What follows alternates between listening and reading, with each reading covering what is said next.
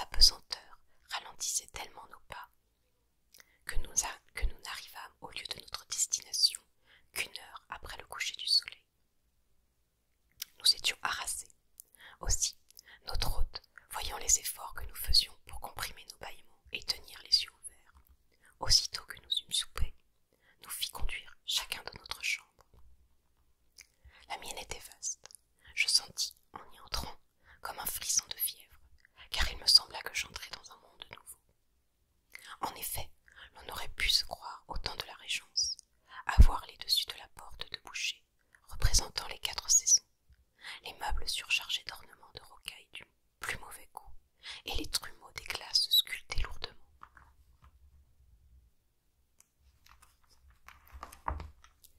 Rien n'était dérangé. La toilette couverte de boîtes à peigne, de houppes à poudrer, paraissait avoir servi la veille. 2 ou 3 robes de couleurs changeantes, un éventail semé de paillettes d'argent, jonchait le parquet bien ciré, et, à mon grand étonnement, une tabatière d'écaille ouverte sur la cheminée était pleine de tabac encore frais. Je ne remarquai ces choses qu'après que le domestique, déposant son bougeoir sur la table de nuit, m'eût souhaité un bon somme. Et je l'avoue, je commençai à trembler comme la feuille.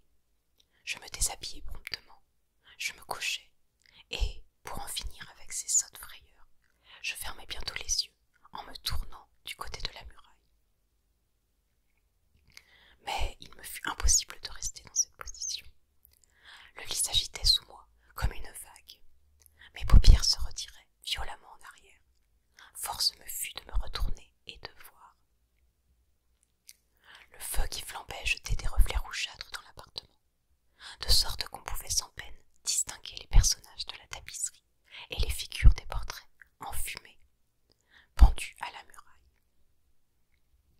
C'étaient les aïeux de notre hôte, les chevaliers bardés de fer, des conseillers en perruque et de belles dames au visage fardé et aux cheveux poudrés à blanc, tenant une rose à la main. Tout à coup, le feu prit un étrange degré d'activité. Une lueur blafarde illumina la chambre, et je vis clairement que ce que j'avais pris pour de vaines peintures était la réalité, car les prunelles de ces êtres encadrés remuaient, scintillaient d'une façon singulière. Leurs lèvres s'ouvraient et se fermaient, comme des lèvres de gens qui parlent, mais je n'entendais rien que le tic-tac de la pendule et le sifflement de la bise d'automne. Une terreur insurmontable s'empara de moi. Mes cheveux se hérissèrent sur mon front, mes dents s'entrechoquèrent à se briser. Une sueur froide inonda tout mon corps. La pendule sonna 11 heures. Le vibrement du dernier coup retentit longtemps.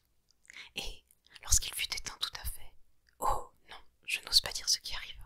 Personne ne me croirait, et l'on me prendrait pour un fou. Les bougies s'allumèrent toutes seules.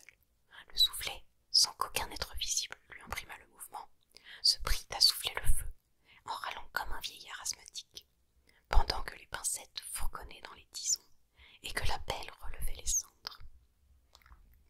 Ensuite, une cafetière se jeta en bas d'une table où elle était posée et se dirigea, clopin-clopant, vers le foyer où elle se plaça entre les tisons.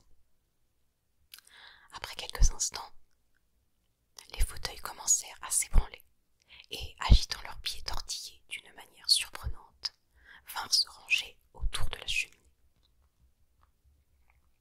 Je ne savais que penser de ce que je voyais, mais ce qui me restait à voir était encore bien plus extraordinaire. Un des portraits, le plus ancien de tous, celui d'un gros joufflu, à barbe grise, ressemblant à s'y méprendre, à l'idée que je me suis faite du vieux sire John Falstaff, sortit, en grimaçant, la tête de son cadre, et, après de grands efforts, ayant fait passer ses épaules et son ventre, rebondit entre les ais étroites de la bordure, sauta lourdement par terre. Il n'eut pas plus tôt pris haleine qu'il tira de la poche de son pourpoint une clé d'une petitesse remarquable. Il souffla dedans pour s'assurer si la fourrure était bien nette, et il l'appliqua à tous les cadres les uns après les autres. Et tous les cadres s'élargirent de façon à laisser passer aisément les figures qui renfermaient. Petit abbé Poupon, douairière, sèche et jaune, magistrat à l'air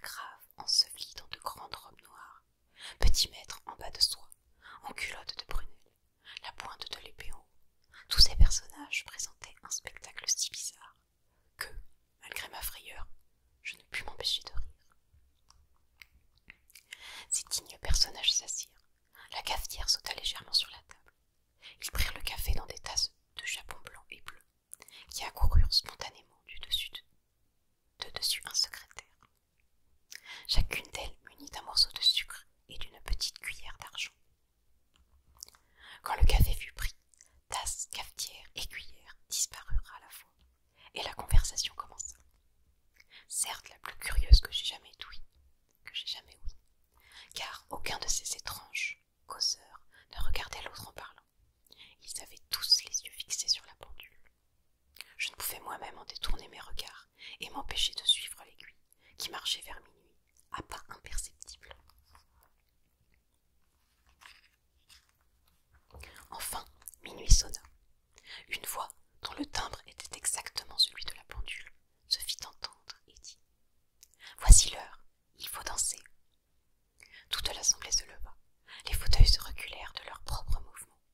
Alors, chaque cavalier prit la main d'une dame, et la même voix dit « Allons, messieurs de l'orchestre, commencez. » J'ai oublié de dire que le sujet de la tapisserie était un concerto italien, d'un côté, et de l'autre, une chasse aux cerfs, où plusieurs valets donnaient du corps, des piqueurs, et les musiciens qui, jusque-là, n'avaient fait aucun geste, inclinèrent la tête en signe d'adhésion.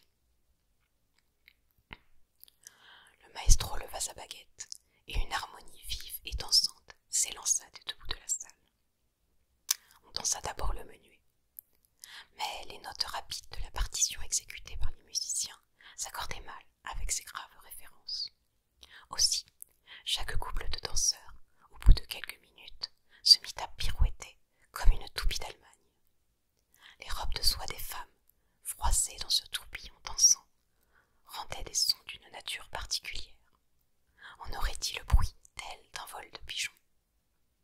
Le vent qui s'engouffrait par-dessous les gonflait prodigieusement, de sorte qu'elles avaient l'air de cloches en branle. L'archet de virtuose passait si rapidement dans les cordes qu'il en jaillissait des étincelles électriques. Les doigts des flûteurs se haussaient et se baissaient comme s'ils eussent été de vif argent.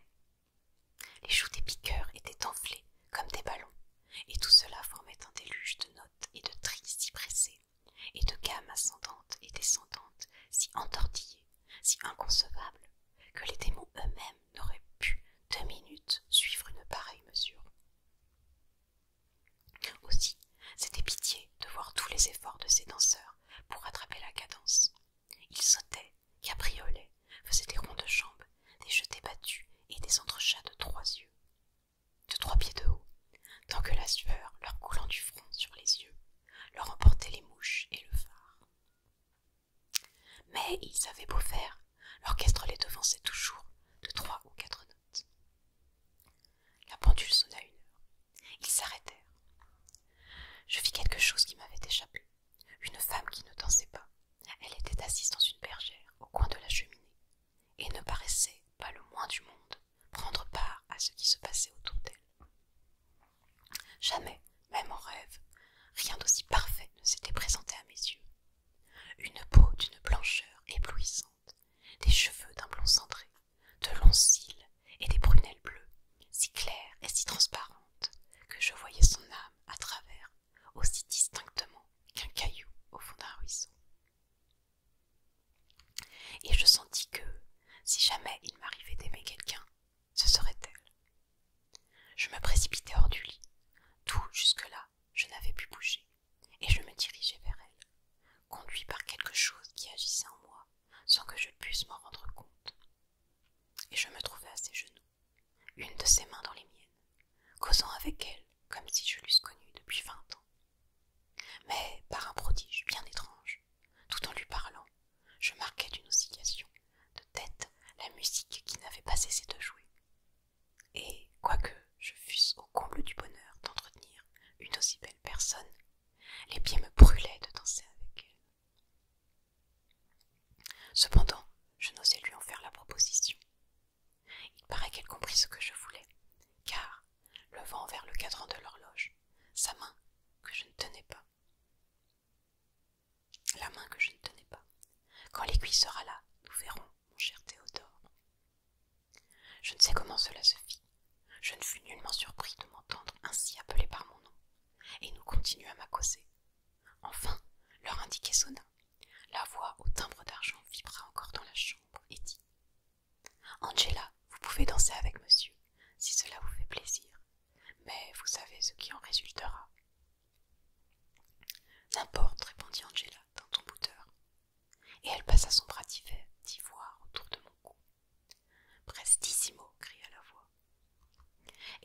commençâmes à valser.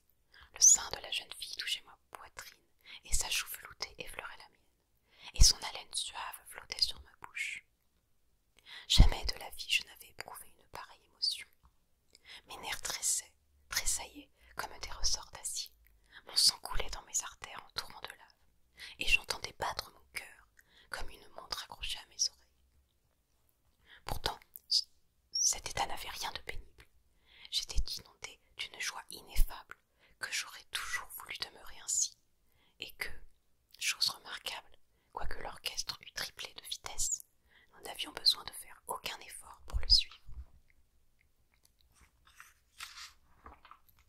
Les assistants, émerveillés de notre agilité, criaient bravo et frappaient de toute leur force dans leurs mains, qui ne rendaient aucun son.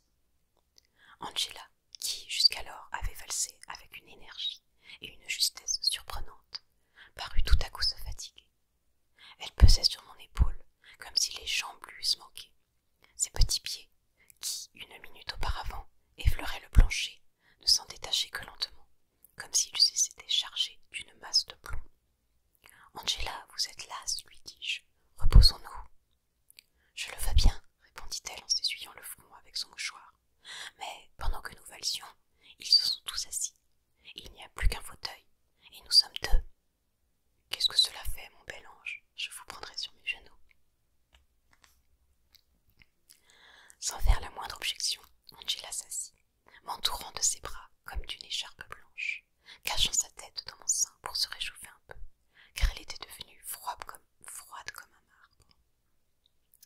Je ne sais pas combien de temps nous restâmes dans cette position, car tous mes sens étaient absorbés de la contemplation de cette mystérieuse et fantastique créature. Je n'avais plus aucune idée de l'heure ni du lieu. Le monde réel n'existait plus pour moi, et tous les lieux, tous les liens qui m'y attachaient étaient rompus. Mon âme, dégagée de sa prison de boue, nageait dans le vague et l'infini.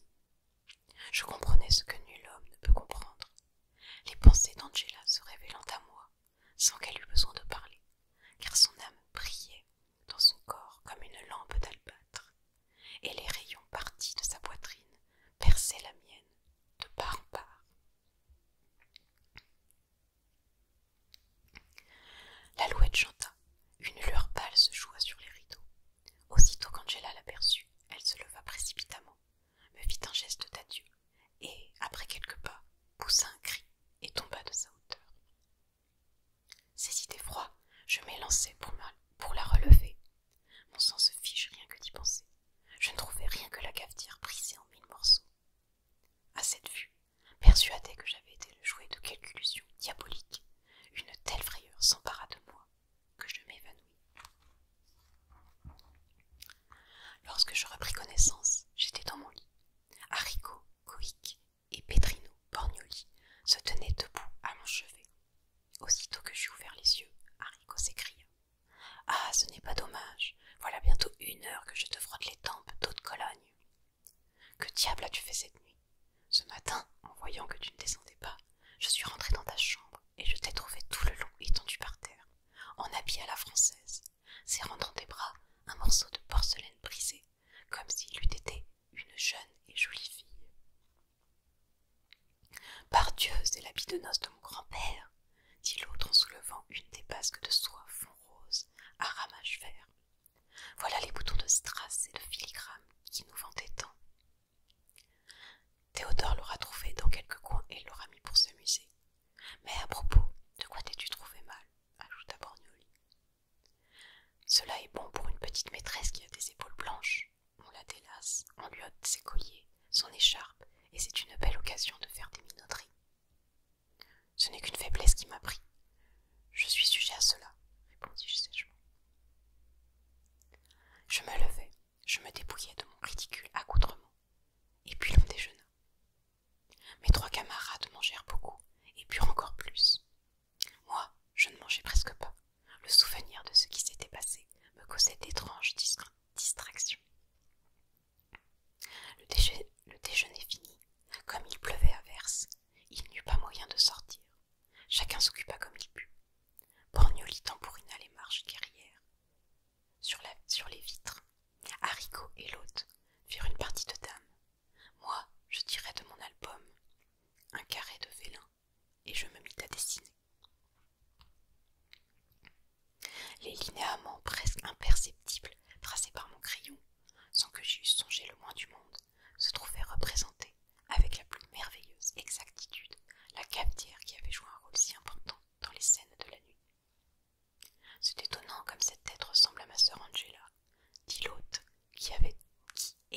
sa partie, me regardait travailler par-dessus mon épaule. En effet, ce qui m'avait semblé tout à l'heure une cafetière était bien réellement le profil doux et mélancolique d'Angela. De par tous les saints du paradis,